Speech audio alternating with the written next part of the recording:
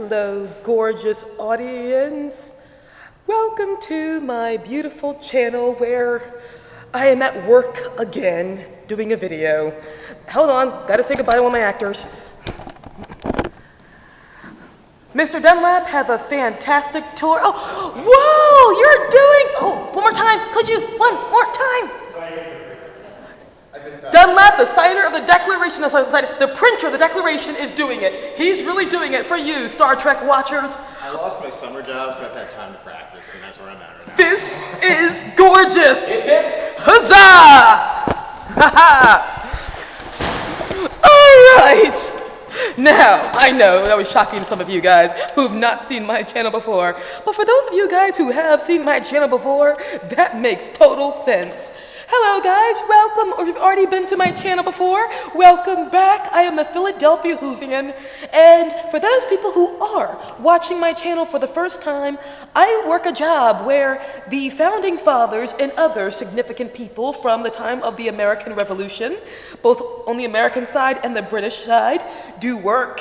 And sometimes I have to, due to my very busy schedule, have to do a video when I'm working on the job. For this particular time, I am the girl who opens the door for the actors coming in. So, without further ado, and when you think about it, when you consider the original series of Star Trek, that actually kind of works for the original Star Trek when it comes to the beautifully out there things they did. So, if you've come to watch this video, you know that this is about Star Trek, the original series, and now we're going to be doing an episode on, or a video on, sometimes I get the words video and episode completely mixed up. Sorry about that, guys. But we're going to be doing a video on the fourth story of the original series called The Naked Time. Oh, gorgeous. The Naked Time, I believe, was written by John Black, or John F.D. Black, something of that nature, and I believe directed by Mark Daniels. Correct me if I'm wrong in the comment section if it was not written by John Black and directed by Mark Daniels. But I believe it was. Either way, please correct me if I'm wrong. And sorry that I'm going to be moving the camera while I'm doing this video. I'm constantly going for the best lighting, because the best lighting is not in this place. What can you do? Okay, so back to The Naked Time. The plotline to Star Trek, the original series of The Naked Time, is Spock and another officer. They land in this one colony or this one, outpost, but everyone there is pretty much dead and mostly frozen over to death. But it turns out on this planet was a virus that is mutated or is transferred through water. And what this virus does is it takes everything inside of you and pushes it outward. And for lack of better terminology, it's like it almost makes everybody drunk. For example, at this outpost that Spock and the officer go to, there's one guy who's just completely dead at his post. One woman is just was dead because she was strangled by somebody else. And the guy who was sitting there as the commander who was overseeing the outpost, he was just sitting there, not even caring that a woman was being strangled next to him. And then we got reports of another man who was in a shower, completely dressed while taking the shower, as if everyone there, it's like a gruesome image of what happens when people almost sink into indifference or are not observing things around them. But they don't know what this is fully yet. They go on board thinking they were not contaminated, but the other officer who was there with Spock was, because he took off his glove and he got infected by this virus that was transported through water. And it gets transported once you make contact with somebody else. So he was a carrier once he went on the Star Trek Enterprise. But here's the thing.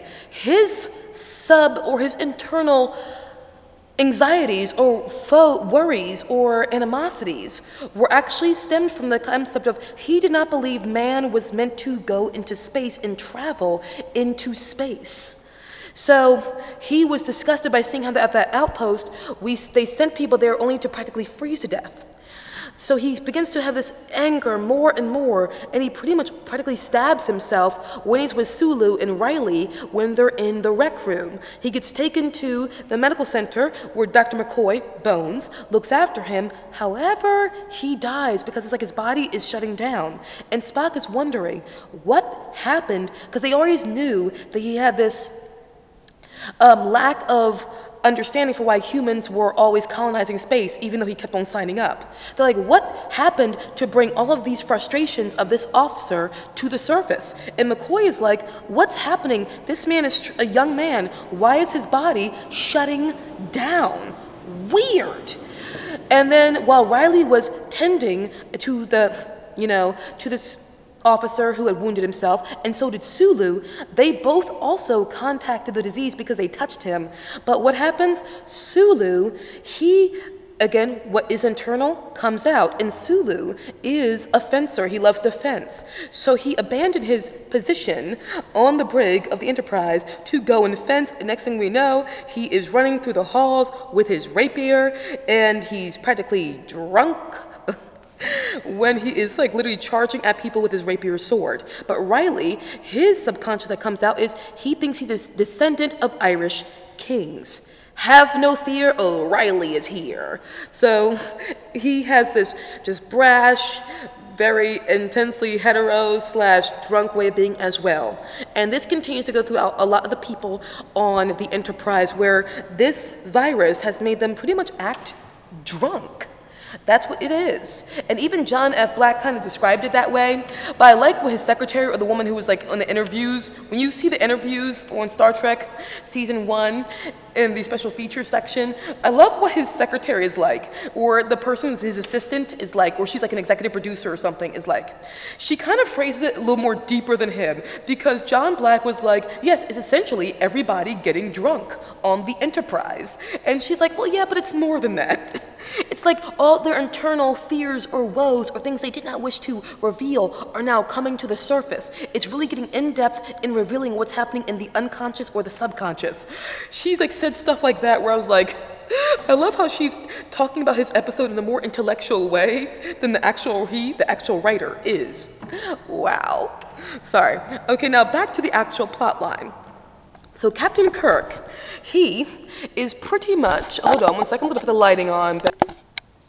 He is pretty much at that place where Captain Kirk is running through the Enterprise, where everyone is pretty much becoming unhinged, and they literally are, for lack of better terminology, slightly drunk because of this disease they are now carrying.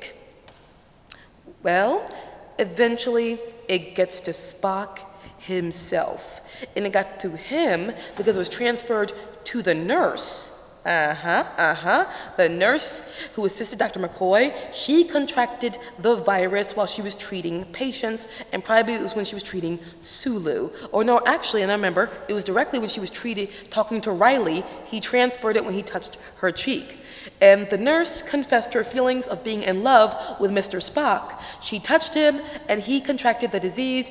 And what happened with Mr. Spock? Well, everyone is getting kind of drunk and they're revealing their feelings. Spock gets emotional. Spock begins to cry. Yeah. Spock literally gets into a state where he is emotionally just completely overwhelmed. He goes into a room by himself and says, I am in control of my emotions.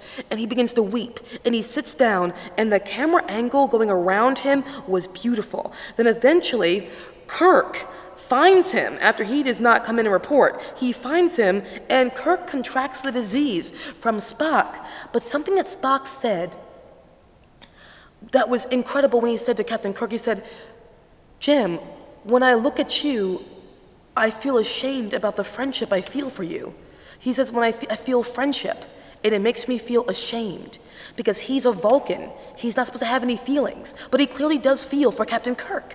He feels a deep friendship for him. And when he says, when I look at you, I feel friendship and I feel ashamed. And then Kirk smacks him, and Kirk gets the disease as well. And he begins to show all these outward feelings as well, and begging Spock to think of a way for them to get out of this crisis, because another crisis is going on where they're headed towards the planet they had come to inspect. The planet is breaking up, and they're being sucked into its gravitational pull. And Riley had kind of jammed their engine so they can't get out of the gravitational pull. But Spock has a theory in which he can do it, and Kirk knows it. He went to Spock to get this theory and get him to do it, and that's when Kirk contracted the disease. While Spock being by himself was incredible, to see him just have that emotional moment. And Leonard Nimoy even talks about how his fan mail exploded when that moment happened. Fans just love that moment. But I also love the moment between him and Kirk, when Kirk comes to get him, and they both have these emotional breakdowns.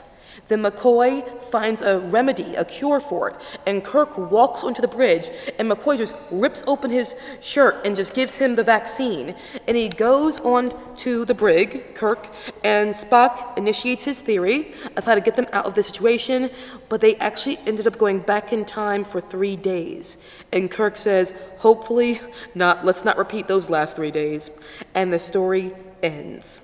The Naked Time is a story where I swear to God, like literally, I was just given so many incredible, recommendations to go see. And it's one of the things that actually inspired me to go back and watch the original series. And when I finally did, I was like, oh my God, this is absolutely incredible. The Naked Time was an astoundingly good story. And I believe this is one of the stories that John Black, the producer and writer of this, he wanted to be like the first ever episode of Star Trek after the pilot to air, but it was told to be something else completely, which is, technically it's the Man Trap, but then Where No Man Has Gone Before was the other pilot that came before the Man Trap. It's that. What can you do? But either way, yes, The Naked Time was a good time, and after watching it, and I was just sitting there and saying, this is a work of art of an episode. So yes, this is my review of The Naked Time, the episode 4 of the original Star Trek series, or episode 3, can't tell you what numbers anymore, of the original Star Trek series. And it was a delightful time. I hope that you guys enjoyed as well.